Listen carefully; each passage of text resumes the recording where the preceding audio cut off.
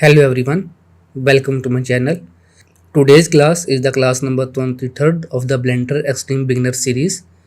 In the previous class, we explored joining, separating and merging objects in Blender.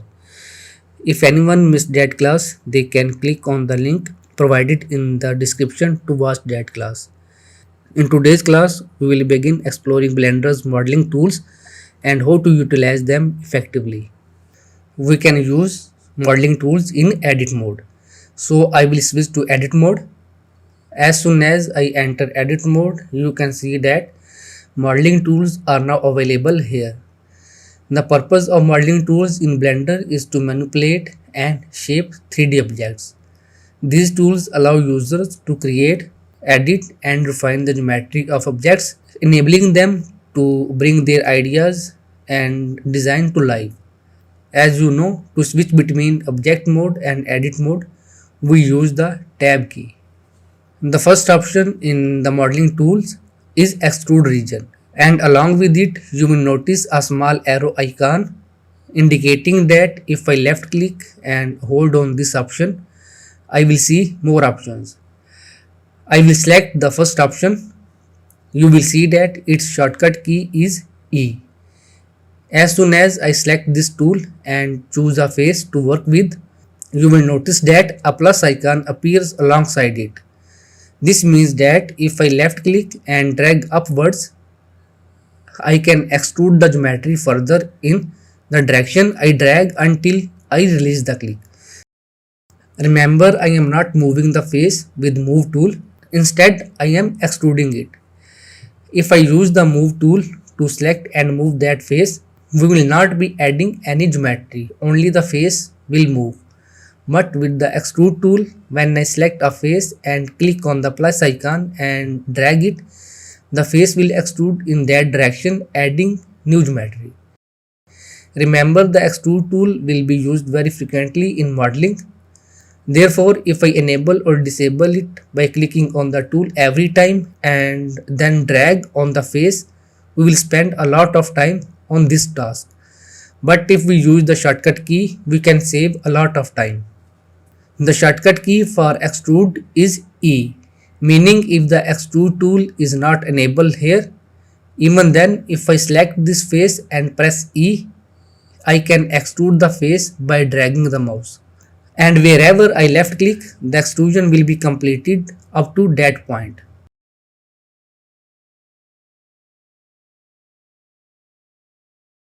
I am going to add a UV sphere so that I can better explain the other options for extrusion.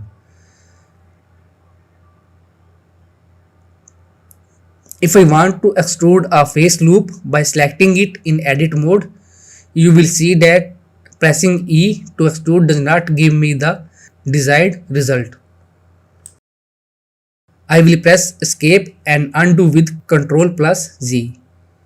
And if I press Alt plus E, I will see additional options for extrusion. These are the same options that appear when I click and hold on the extrude tool from here.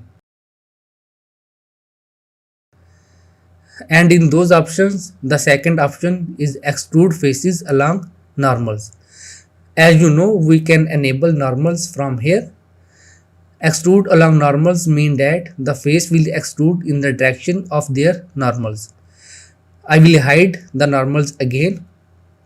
If I press Alt plus E and select extrude faces along normals, you can see that all the selected faces are extruding along their respective normals. And let me continue with another point. If we select faces from different sides and extrude along normals, you will see that the extrusion is not even from all sides. Also here you can see that even thickness is off. It's mentioned that we can turn on even thickness by pressing S or Alt key from keyboard. If I press S, you will see that now the extrusion is even from all sides.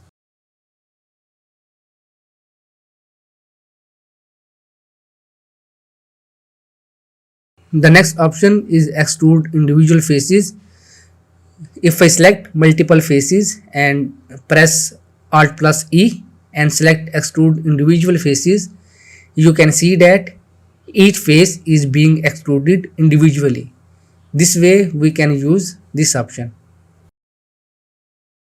The next option is extrude manifold. To explain this, let me make some edits to this cube. Suppose I add some more edge loops. You don't have to worry about how I did it because we will learn that in the next classes. Instead, to make it easy for you, I will just undo and use the extrude tool.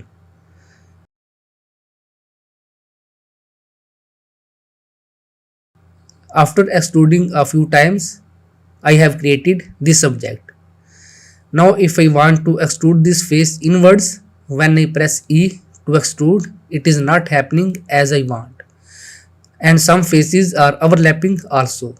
But if I select it and then press Alt plus E to select extrude manifold, you will see that I can extrude it inwards without affecting any other geometry or causing any overlap.